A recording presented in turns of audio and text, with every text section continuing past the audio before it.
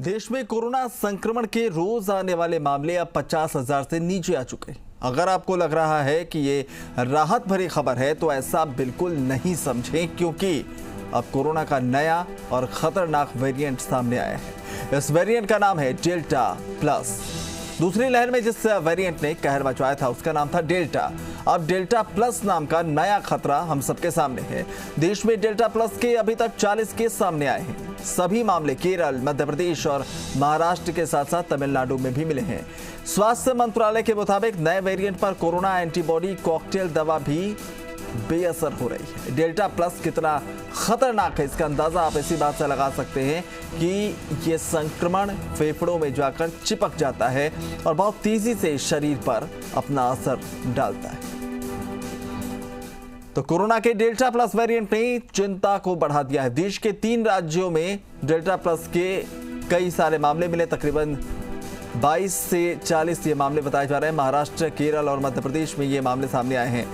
केंद्र सरकार ने तीनों राज्यों को अलर्ट किया है। भारत के अलावा 9 देशों में डेल्टा प्लस वेरिएंट पाया गया है।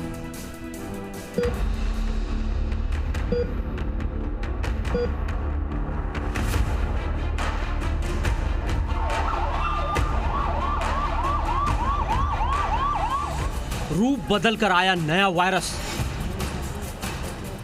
डेल्टा प्लस से आएगी तीसरी लहर। 3 राज्यों में डेल्टा प्लस की दस्तक। कोरोना वायरस के डेल्टा वेरिएंट ने दुनिया भर में खलबली मचा रखी है। दूसरी लहर के लिए जिम्मेदार रहा डेल्टा वेरिएंट अब म्यूटेंट होकर डेल्टा प्लस का रूप ले चुका है, जिसके बाद तीसरी लहर की आशंका जताई जा रही है। डेल्टा प्लस वेरिएंट कितना घातक होगा अभी सिर्फ कयास ही लगाए जा रहे हैं। डेल्टा प्लस वेरिएंट सबसे पहले यूरोप में मिला था। डेल्टा प्लस के केस 9 देशों में पाए गए हैं। डेल्टा प्लस वेरिएंट के मामले भारत में भी तेजी से सामने आ रहे हैं। अब तक इसके 22 मरीज मिल चुके हैं। मध्य प्रदेश, महाराष्ट्र के बाद केरल में भी डेल्टा प्लस के मामले सामने आए। भारत सरकार ने तीनों राज्यों को अलर्ट रहने को कहा है, साथ ही रोकथाम के उपाय करने की सलाह दी है। कोरोना का यह नया वेरिएंट ही तीसरी लहर की वजह हो सकता है।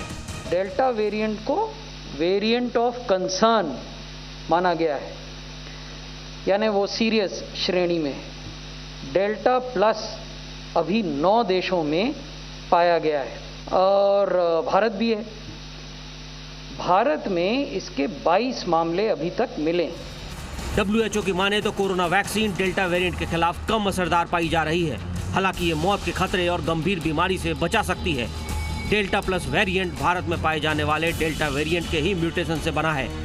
तीसरी लहर के खतरे पर IIT कानपुर के शोधकर्ताओं ने एक रिपोर्ट जारी की है, जिसमें कहा गया है कि अगर 15 जुलाई तक पूरा देश अनलॉक हो जाता है तो तीसरी लहर अक्टूबर महीने में आ सकती है।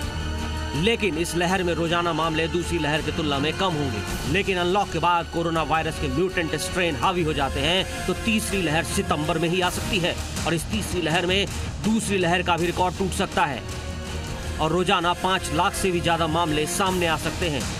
कोरोना के संभावित तीसरी लहर का आना तय माना जा रहा है, लेकिन कोरोना की यह तीसरी लहर कब आएगी और कितनी तबाही मचाएगी इसे लेकर सिर्फ अभी कयास ही लगाए जा रहे हैं।